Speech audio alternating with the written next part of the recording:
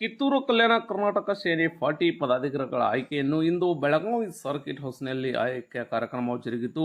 ಕಿತ್ತೂರು ಕಲ್ಯಾಣ ಕರ್ನಾಟಕ ಸೇನೆಯ ರಾಷ್ಟ್ರೀಯ ಅಧ್ಯಕ್ಷರಾದ ಸಿದ್ದನಗೌಡ ಪಾಟೀಲ್ ಅವರ ನೇತೃತ್ವದಲ್ಲಿ ರಾಜ್ಯ ಉಪಾಧ್ಯಕ್ಷರನ್ನಾಗಿ ಉಮೇಶ್ ದೇಶನೂರ್ ಮತ್ತು ರಾಜ್ಯ ಸಂಘಟನಾ ಕಾರ್ಯದರ್ಶಿಯನ್ನಾಗಿ ಶ್ರೀಕಾಂತ್ ಮಠಪತಿ ಹಾಗೂ ರಾಜ್ಯ ಮಹಿಳಾ ಅಧ್ಯಕ್ಷರನ್ನಾಗಿ ಅನ್ನಪೂರ್ಣ ನಿರ್ವಾಣಿ ಮತ್ತು ಬೆಳಗಾವಿ ಮಹಿಳಾ ಅಧ್ಯಕ್ಷರನ್ನಾಗಿ ಭಾಗ್ಯಶ್ರೀ ಹನಬರ್, ಉಪಾಧ್ಯಕ್ಷರನ್ನಾಗಿ ಕಾವೇರಿ ತಡಕೂಡ್ ಹಾಗೂ ಬೆಳಗಾವಿ ಜಿಲ್ಲಾ ಅಧ್ಯಕ್ಷರನ್ನಾಗಿ ಪ್ರಸಾದ ಕುಲಕರ್ಣಿ ಮತ್ತು ಜಿಲ್ಲಾ ಪ್ರಧಾನ ಕಾರ್ಯದರ್ಶಿಯನ್ನಾಗಿ ಆನಂದ್ ಡಬನ್ನವರ್ ಅವರನ್ನು ಆಯ್ಕೆ ಮಾಡಲಾಯಿತು. ಈ ಕಾರ್ಯಕ್ರಮದಲ್ಲಿ ಹಲವಾರು ಪಕ್ಷದ ಕಾರ್ಯಕರ್ತರು ಭಾಗಿಯಾಗಿದ್ದರು. ವರದಿ ಪಬ್ಲಿಕ್ ಪವರ್ ಟಿವಿ. ಮಾಧ್ಯಮ ಸ್ನೇಹಿತರಿಗೆ ನಮಿಸುತ್ತಾ ನನ್ನ ಪರಿಚಯ ಹೇಳಬೇಕಂದ್ರೆ ನಾನು ಸಿದ್ದನಗೌಡ ಪಾಟೀಲ್ ಅಂತೇಳಿ ಕಿತ್ತೂರು ಕಲ್ಯಾಣ ಕರ್ನಾಟಕ ಸೇನೆ ಒಂದು ಪಕ್ಷ ಅಂತೇಳಿ ಪಕ್ಷವನ್ನು ರಿಜಿಸ್ಟ್ರೇಷನ್ ಮಾಡಿದ್ವಿ. ಆ ಪಕ್ಷ ರಿಜಿಸ್ಟ್ರೇಷನ್ ಯಾವುದಕ್ಕೋಸ್ಕರ ಮಾಡಿದ್ವಿ ಅಂದರೆ ನಮ್ಮ ದೇಶಗಳನ್ನ ನಿಮ್ಮ ಮುಂದೆ ಒಂದು ಸ್ವಲ್ಪ ಸಂಕ್ಷಿಪ್ತವಾಗಿ ಇಡ್ತೀನಿ. ಪಕ್ಷವನ್ನು ಯಾವುದಕ್ಕೆ ಸ್ಥಾಪನೆ ಮಾಡಿದ್ವಿ ಅಂದರೆ ಉತ್ತರ ಕರ್ನಾಟಕ ಮತ್ತು ಇದು ಕರ್ನಾಟಕ, ಉತ್ತರ ಕರ್ನಾಟಕ, ದಕ್ಷಿಣ ಕರ್ನಾಟಕ ಅಥವಾ ಯಾವ ದಕ್ಷಿಣ ಕರ್ನಾಟಕ ಏನು ಸವಲತ್ತು ಸಿಗ್ತಾವಲ್ಲ ಆ ಸವಲತ್ತು ನಮ್ಮ ಉತ್ತರ ಕರ್ನಾಟಕ ಸಿಗೋಲ್ಲು. ಉತ್ತರ ಕರ್ನಾಟಕ ಸಿಗೋಲ್ಲ ಅಂಥೇಳಿ ಉತ್ತರ ಕರ್ನಾಟಕ ಹೋರಾಟ ಸಮಿತಿಯಿಂದ ಆಗಲಿ ಅಥವಾ ಉತ್ತರ ಕರ್ನಾಟಕ ಎಲ್ಲ ಬುದ್ಧಿಜೀವಿಗಳು ಎಲ್ಲರೂ ಸೇರಿ ನಾವು ಉತ್ತರ ಕರ್ನಾಟಕದ ಬಗ್ಗೆ ಅನೇಕ ಬಾರಿ ಹೋರಾಟ ಮಾಡಿದ್ವಿ. ಆದರೂ ಅದು ನಮ್ಮದು ಯಾವುದೂ ಇನ್ನೂವರೆಗೆ ಆಗಲಿ ನಮ್ಮದು ಯಾವುದೂ ಒಂದು ಸರ್ಕಾರ ಲೆವೆಲ್ದಾಗ ಅಂದ್ರೆ ವಿಧಾನಸೌಧದಾಗ ಯಾವುದೂ ಚರ್ಚೆಗೆ ಬರಲಿಲ್ಲ. ಇಲ್ಲಿ ಉತ್ತರ ಕರ್ನಾಟಕದಾಗ ಬೆಳಗಾವಿ ಅಧಿವೇಶನದಾಗೂ ನಮ್ಮ ಬರೀ ಸ್ಟ್ರೈಕ್ ಮಾಡೋ ಸಂಬಂಧ ಅಧಿವೇಶನ ಕರೀತಾರತ್ತೇನೋ ನಮ್ಗೆ ಅನ್ಸಾಗ್ತೈತಿ. ಯಾಕಂದರೆ ಇಲ್ಲಿ ಉತ್ತರ ಕರ್ನಾಟಕದ ಯಾವುದೋ ಒಂದು ಸಮಸ್ಯೆ ಬಗ್ಗೆ ಯಾರೂ ಮಾತಾಡ್ತಾ ಇಲ್ಲ.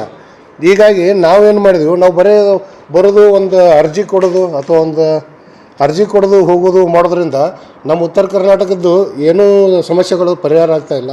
ಹೀಗಾಗಿ ನಾವೇನು ವಿಚಾರ ಮಾಡಿದ್ವಿ, ನಾವು ಉತ್ತರ ಕರ್ನಾಟಕದವ್ರು ಸಣ್ಣವರು ಎಲ್ಲರೂ ಸೇರಿ ಒಂದು ಪಾರ್ಟಿ ಮಾಡಬೇಕಂತೇಳಿ ನಾವೊಂದು ಪಕ್ಷ ಮಾಡಿದ್ವಿ. ಅದರ ಹೆಸರು ಕಿತ್ತೂರು ಕಲ್ಯಾಣ ಕರ್ನಾಟಕ ಸೇನೆ ಅಂತೇಳಿ ಒಂದು ಪಕ್ಷ ರಿಜಿಸ್ಟ್ರೇಷನ್ ಹೋದ ವರ್ಷದೊಳಗೆ ಆಯಿತು. ಈಗ ಅದನ್ನು ನಾವು ಈಗ ಚಾಲನೆಯಲ್ಲಿ ಮೊನ್ನೆ ನಾವು ಬಸವ ಜಯಂತಿ ದಿವಸ ನಾವು ಚಾಲನೆ ಕೊಟ್ವಿ. ಈಗ ನಮ್ಮ ಇಲ್ಲಿ ಬೆಳಗಾವಿ ಒಳಗೆ ನಮ್ಮ ನೇರವಾಣಿ ಮೇಡಮ್ ಅವ್ರನ್ನ ರಾಜ್ಯ ಮಹಿಳಾ ಅಧ್ಯಕ್ಷರನ್ನಾಗಿ ಆಯ್ಕೆ ಮಾಡಿದ್ವಿ. ಇವತ್ತು 11 ತಮಗೆ ಇದನ್ನು ಮಾಡಿ ಅವ್ರದ್ದೊಂದು ಆದೇಶ ಪತ್ರವನ್ನು ಕೊಡ್ತೀವಿ. ಇವತ್ತಿನಿಂದ ಅವರು ಮಹಿಳಾ ಅಧ್ಯಕ್ಷರನ್ನಾಗಿ ಇದನ್ನು ಮಾಡಿದ್ವಿ.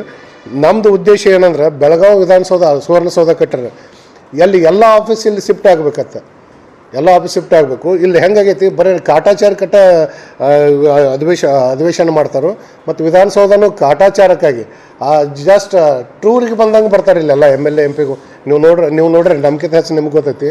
ಜಾಸ್ತಿ ಇಲ್ಲಿ ಬರೀ ನಮ್ಮಲ್ಲಿ ಬಂದು ಏನು ಮಾಡೋದು, ಇಲ್ಲಿ ಅಲ್ಲೆಲ್ಲಿಗೆ ಒಂದೊಂದು ಎಲ್ಲರನ್ನೂ ಒಂದು ವಿಧಾನಸೌಧದ ಬಾಜು ಒಂದು ಏರಿಯಾನ ಮಾಡಿಬಿಟ್ಟಿದ್ದಾರೆ ಎಲ್ಲ ನಾವು ಸ್ಟ್ರೈಕ್ ಮಾಡೋಕ್ಕೆ. ಅದೇ ನಾವು ಬೆಂಗಳೂರಾಗಿ ಈ ಥರ ಎಲ್ಲಿ ಸ್ಟ್ರೈಕ್ ಆಗೋದಿಲ್ಲ. ನಮ್ಮದು ಇಲ್ಲಿ ಅಧಿವೇಶನ ಮಾಡಿಸೋದು ನಮ್ಮ ಜನರ ಮನಸ್ಸನ್ನು ಬೇರೆ ಕಡೆಗೆ ಓಲೈಕೆ ಮಾಡೋ ಸಂಬಂಧ ಇದನ್ನು ಅಧಿವೇಶನ ಮಾಡಾಕ್ತಾರೆ ನನ್ನ ಅನಿಸಿಕೆ. ಮತ್ತು ಕಿತ್ತೂರು ಕಲ್ಯಾಣ ಕರ್ನಾಟಕ ಅಂದ್ರೆ ಕಲ್ಯಾಣ ಕರ್ನಾಟಕ 371 ಜೆ ಕೊಟ್ಟರು. ಅದು ನಮ್ಮದೇನ ಕಿತ್ತೂರು ಕಲ್ಯಾಣ ಕರ್ನಾಟಕದವ್ರದ್ದು ಪೂರ ಉತ್ತರ ಕರ್ನಾಟಕೆಲ್ಲ ಇದು ಅನ್ವಯ ಆಗ್ಬೇಕಂತೇಳಿ. ಮತ್ತು ಇಲ್ಲಿ ನೆರೆ ಅಂದರೆ ಇಲ್ಲಿ ನಮ್ಮಲ್ಲಿ ಗುಡ್ಡ ಇದನ್ನು ಜಾಸ್ತಿ ಹೊಳೆ ಇರೋದ್ರಿಂದ ನೆರೆನೂ ಬರ್ತೈತಿ, ಬರನೂ ಬರ್ತೈತಿ. ನೆರೆ ಬಂದಾಗೂ ಯಾರು ನೋಡೋದಿಲ್ಲ, ಬರ ಬಂದಾಗೂ ಯಾರು ನೋಡೋದಿಲ್ಲ ಮತ್ತು ಮಾಡೋದಿಲ್ಲ. ಇದು ಒಂದು ನಮ್ಗೆ ದೊಡ್ಡ ಸಮಸ್ಯೆ ಆಗೈತಿ. ಇಂಥವೆಲ್ಲ ಸಮಸ್ಯೆಗಳು ಬಗೆಹರಿಬೇಕು. ಮತ್ತು ಯುವಕರಿಗೆ ನಮ್ಮಲ್ಲಿ ಸರಿಯಾದಂಥದ್ದು ಕೆಲಸ ಮಾಡೋರು ನಮ್ಮಲ್ಲಿ ಸಾಕಷ್ಟು ಜನ ಕಲಿತವ್ರದಾರೆ. ಸರಿಯಾದ ರೀತಿಯಿಂದ ನಮ್ಮಲ್ಲಿ ಇಂಡಸ್ಟ್ರಿ ಇಲ್ಲ, IT ಕಂಪ್ನಿ ಇಲ್ಲ, ಯಾವುದೇ ರೀತಿಯಿಂದ ಉದ್ಯೋಗದಾಗೂ ಭಾಳ ನಮ್ಮ ಜನರು ಎಲ್ಲ ಅನ್ಎಂಪ್ಲಾಯ್ಮೆಂಟ್ ಇದನ್ನು ಮಾಡಾಕ್ತಾರೆ. ಅಂದ್ರೆ ಉದ್ಯೋಗ ಸರಿಯಾಗಿ ಸಿಗ್ತಾಯಿಲ್ಲ. ಇದನ್ನೆಲ್ಲ ನೋಡ್ಕೊಂಡು ನಾವು ಇದೊಂದು ಪಕ್ಷ ಮಾಡಿದೆವು. ಏನು ದಕ್ಷಿಣ ಕರ್ನಾಟಕ ಏನು ನಮ್ಗೆ ಅನುದಾನ ಆಗಲಿ ಅಲ್ಲಿ ಯಾವುದಾದ್ರೂ ಸೌಲಭ್ಯ ಸಿಗುತ್ತಿಲ್ಲ, ಅದು ಉತ್ತರ ಕರ್ನಾಟಕ ಸಿಗಬೇಕು. ಒಂದು ವೇಳೆ ಸಿಗದೇ ಹೋದರೆ ನಾವು ಇನ್ನೂ ಒಂದು ಸ್ವಲ್ಪ ದಿನ ಹೋರಾಟ ಮಾಡಿ ಸಿಗದೇ ಹೋದರೆ ಇದನ್ನು ಪ್ರತ್ಯೇಕ ರಾಜ್ಯ ಆದರೂ ಮಾಡೋಕ್ಕೆ ನಾವು ತಯಾರಾದೀವಿ ಅಂತೇಳಿ ಈ ಮೂಲಕ ನಾವು ನಮ್ಗೆ ತಿಳಿಸೋಕೆ ಪ್ರಯತ್ನ ಮಾಡ್ತೀವಿ. ಇವತ್ತು ಈ ಒಂದು ಬೆಳಗಾವಿ ಜಿಲ್ಲೆಯಂಥ ಈ ಒಂದು ಸರ್ಕ್ಯೂಟ್ ಹೌಸಲ್ಲಿ ಈ ಒಂದು ಸಭೆಯನ್ನು ಅಥವಾ ಪತ್ರಿಕಾ ಒಂದು ಸಭೆಯನ್ನು ಕರೆಯೋದ ಉದ್ದೇಶ ಏನಂತಂದರೆ, ನಮ್ಮ ಕಿತ್ತೂರು ಕಲ್ಯಾಣ ಕರ್ನಾಟಕ ಸೇನಾ ಪಕ್ಷ ಅನ್ನುವಂಥ ಈ ಪಕ್ಷವನ್ನು ಯಾಕೆ ನಾವು ಮಾಡೀವಿ ಅನ್ನೋದನ್ನು ಮೇನ್ ಹೇಳಬೇಕಾಗಿದೆ. ಯಾಕಂದ್ರೆ ಇಷ್ಟು ದಿವಸ ನಾವು ಏನು ಮಾಡ್ತೀವಿ ಅಂದರೆ, ಯಾವುದೇ ಒಂದು ಮಗುನ ಅಳದೇ ಇದ್ದರೆ ಆ ಮಗುನ ಕಡೆಗಣಿಸಿ ನಾವು ಕೆಲಸದಲ್ಲೇ ತೊಡಗ್ತೀವಿ. ಆ ಥರ ಆಗಿಬಿಟ್ಟದ ನಮ್ಮ ಉತ್ತರ ಕರ್ನಾಟಕ. ಯಾಕಂದ್ರೆ ಅವ್ರು ಏನೂ ಕೇಳೋಕೆ ತಯಾರಿಲ್ಲ. ನಮಗೆ ಏನು ಸೌಲಭ್ಯ ಬೇಕಾಗಿದೆಲ್ಲ ಅದನ್ನು ಕೇಳಲಿಕ್ಕೆ ತಯಾರಿಲ್ಲ ಅಂತ ಏನು ಮಾಡ್ಲಿಕ್ಕತ್ತಾರಂದ್ರೆ ಸುಮ್ಮನೆ ಒಗೆದು ಬಿಡೋದು, ತಮ್ಮ ಕೆಲಸನ ತಾವು ಜನಪ್ರತಿನಿಧಿಗಳು ಮಾಡ್ತಾ ಇದ್ದಾರೆ. ಆ ಥರ ಆಗಬಾರ್ದು. ಯಾಕಂದ್ರೆ ನಮ್ಮ ಒಂದು ಇತಿಹಾಸದ ಪುಟವನ್ನು ತಿರುಗಿ ನೋಡಿದಾಗ ನಮ್ಮ ಯಾವುದೇ ಒಂದು ನಮ್ಮ ಸೌಲಭ್ಯವನ್ನು ಅಥವಾ ನಮ್ಮ ಹಕ್ಕನ್ನು ನಾವು ಪಡಿಬೇಕಾದ್ರೆ ಹೋರಾಟದ ಮುಖಾಂತರನ ತೊಗೊಂಡಿದ್ದೀವಿ. ನಾವು ಬಸವಣ್ಣವ್ರ ಕಾಲದಿಂದಲೂ ಇದೇ ಆಗಿ ಬಂದದ. ಈಗಲೂ ಕೂಡ ನಾವು ಹೋರಾಟ ಮುಖಾಂತರ ತಗೊಳ್ಳೇಬೇಕು. ಅದು ಹೋರಾಟದ ಮುಖಾಂತರ ನಮಗೆ ದೊರದೇ ಹೋದರೆ ಇದಕ್ಕೆ ಪ್ರತ್ಯೇಕ ರಾಜ್ಯ ಮಾಡೋಕ್ಕೂ ಕೂಡ ನಾವು ರೆಡಿಯಾಗೀವಿ. ಆದ್ರೆ ಜನರಿಗೆ ಏನು ಹೇಳಬೇಕಾಗಿದೆ ಅಂದ್ರೆ, ಉತ್ತರ ಕರ್ನಾಟಕದಾಗ ಈಗ ಶಾಲಾ ಕಾಲೇಜನ್ನು ತೊಗೊಂಡ್ರೆ ದಕ್ಷಿಣ ಕರ್ನಾಟಕದವ್ರಿಗೆ ಯಾಕೆ ಅಷ್ಟು ಬೆಲೆಯನ್ನು ಕೊಟ್ಟಾರ, ನಮ್ಮ ಉತ್ತರ ಕರ್ನಾಟಕವನ್ನು ಯಾಕೆ ಕಡೆಗಣಿಸಾರ ಅಂತಂದ್ರೆ, ಅದರ ಒಂದು ನಾವು ಹೆಚ್ಚು ಕಡಿಮೆ ಅನ್ನುವಂಥ ಒಂದು ಸರಾಸರಿ ಪ್ರಮಾಣವನ್ನು ಜನರ ಎದುರಿಗೆ ತೊಗೊಂಡು ಹೋಗಿ ನಾವು ಅಲ್ಲಿ ಲೆಕ್ಕಕ್ಕೆ ನಿಂತಾಗ ಮಾತ್ರ ಜನರಿಗೆ ಅನ್ವಯ ಆದಾಗ ಜನರಿಗೆ ತಿಳಿತದ ನಮ್ಮ ಉತ್ತರ ಕರ್ನಾಟಕವನ್ನು ಕಡೆಗಣಿಸಾರ.